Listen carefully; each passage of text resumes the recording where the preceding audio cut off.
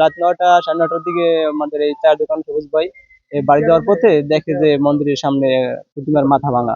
তখন আমাদের এলাকার লোকজন ডাক দিল, আমরা সবাই আসলাম আসার পর দেখলাম যে সত্যি মাথা ভাঙা, এবং তখন আমরা আমরা আরো লোকজন ডাক দিলাম। ডাক দেওয়ার পর থানায় আমরা অভিযোগ করলাম। ওই মুহূর্তে বাসায় ছিল। পরে তো এখানকার স্থানীয় লোকজন যারা আছে, হিন্দু মুসলমান সবাই আইছে। হ্যাঁ, স্থানীয় মেম্বারও আসছে, পার্শ্ববর্তী ওয়ার্ডের মেম্বার উনিও আসছে, সাবেক মেম্বার আর কি উনি আসছে। এরপরে থানায় আমরা ইনফর্ম করার পরে থানা থেকে প্রথম তো ডিউটি অফিসাররা আসছে। এরপরে আবার ওসি সাহেবও আসছে। যেহেতু এরকম একটা ঘটনা ঘটছে, ভবিষ্যতে যে আরো খারাপ কিছু হইবে না, এটা তো আমাকে এটা একটা এটা সঠিক তদন্ত চাই, যে এটা তদন্ত করা হোক। কি লেগে এই হবে, মনে করি এইটা দিয়ে শুরু হয়েছে, আরো যে হবে না এরকম তো কোনো নাই। এটা তো আমাকে ভয় ভীতি হয়েছি যে আমাকে একটা মন্দিরে আঘাত করছে, এটা আমাকে ভয় না। যেভাবে ভাঙচুর করা হয়েছে এটা আমরা সঠিক তদন্ত এবং বিচার চাই।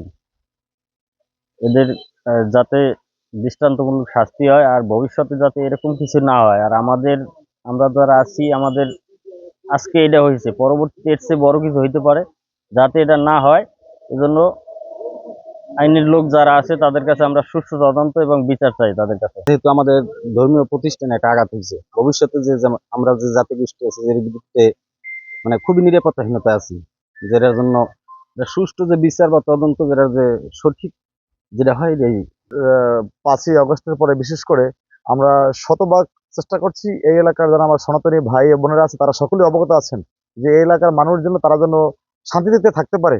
সেজন্য আমি এমন কোনো দিন নাই যে এলাকা না আসতাম। এখনো আমি একদিন পর একদিন এই এলাকায় আইসা প্রত্যেকটা বাড়ি প্রত্যেকটা মহল্লায় মহল্লায় গিয়ে আমরা ঘুরে যাই, যাতে এদেরকে কেউ কখনো ডিস্টার্ব না করে, তাদের যে চলাফেরায় তাদের জন্য কোনো বিঘ্ন না ঘটে। তাদের সিনেমাতে হয়তো এখানে কোনো একটা বিশৃঙ্খল গোষ্ঠী এই এলাকার শান্ত এলাকাটাকে অশান্ত পরিবেশ তৈরি করার জন্য, অরাজকতা তৈরি করার জন্য এই এই এই ঘটনা ঘটিয়েছে।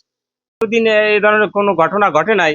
কালকে রাত্রে আমি 9টা 10-এর দিকে এই ঘটনাটা, আমি গেছি পুকুরে পানি আনতে যে বালতি, তখন দেখছি যে এই অবস্থা।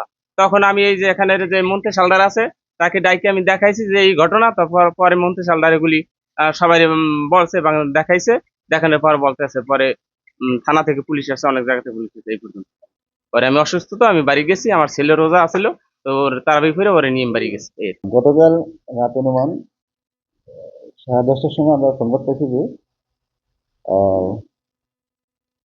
বারোপাল থানাধীন ভুবন শাহ শ্রী শ্রী কালী প্রতিমা মন্দিরে একটা মূর্তি ভাঙা হয়েছে। তখন আমরা তৎক্ষণাৎ ঘটনাস্থলে যাই।